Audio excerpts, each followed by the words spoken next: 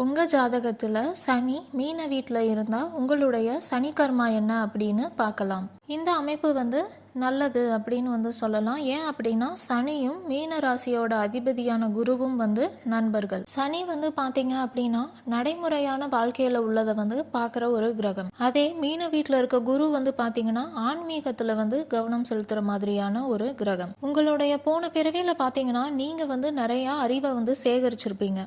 ஆனால் அந்த அறிவை உங்களால் பயன்படுத்த முடியாமல் போயிருக்கும். இந்த பிறவியில் நீங்கள் அந்த அறிவை உபயோகப்படுத்தி நடைமுறை வாழ்க்கைக்கும் ஆன்மீகத்துக்கும் நடுவில் எப்படி பேலன்ஸ் பண்ணி போய் வெற்றியை அடைகிறீங்க அப்படிங்கிறது தான் உங்களுடைய கர்மா. இந்த அமைப்பு இருக்கிற உங்களுக்கு ஆன்மீகத்தில் ஆர்வம் இருக்கும். அப்படி இல்லைனாலுமே ஆன்மீகத்தை நோக்கி நீங்கள் ஈர்க்கப்படுவீங்க. நீங்கள் கடவுள் நம்பிக்கை இல்லாத ஒரு நபராக இருந்தாலுமே ஆன்மீக தேடல் உங்களுக்குள்ள இருந்துட்டே தான் இருக்கும். அது உங்களுக்கே கரெக்டாக புரியாமல் கூட இருக்கலாம். நீங்கள் என்ன நோக்கம் வச்சுருக்கீங்களோ அதில் உங்களால் கரெக்டாக ஃபோக்கஸ் பண்ண முடியாது.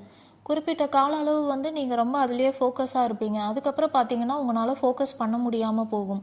இது மாற்றி மாற்றி நடக்கும். ஏன் இப்படி நடக்குது அப்படின்னு உங்களுக்கே புரியாது. ஆனால் உங்களுடைய வாழ்க்கையில் நீங்கள் கண்டிப்பாக வெற்றியை அடைவீங்க குறிப்பிட்ட காலத்திற்கு பிறகு. நீங்கள் மற்றவங்களுக்கு உதவி செய்கிற மாதிரியோ உபயோகப்படுற மாதிரியோ இருக்கிற வேலை இல்லைன்னா தொழில் பண்ணுறீங்க அப்படின்னா உங்களுக்கு நன்மை கிடைக்கும். நீங்கள் உங்களுடைய புத்திசாலித்தனத்தை யூஸ் பண்ணி எப்படி உங்கள் வேலையில் நீங்கள் ஃபோக்கஸை கொண்டு சாதிக்கிறீங்க அப்படிங்கிறது தான் உங்களுடைய கர்மா.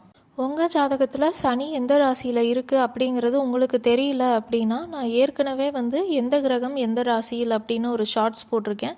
நீங்கள் அதை பார்த்தீங்கன்னா உங்கள் ஜாதகத்தில் சனி எந்த ராசியில் இருக்குது அப்படிங்கிறத தெரிஞ்சுக்கலாம்.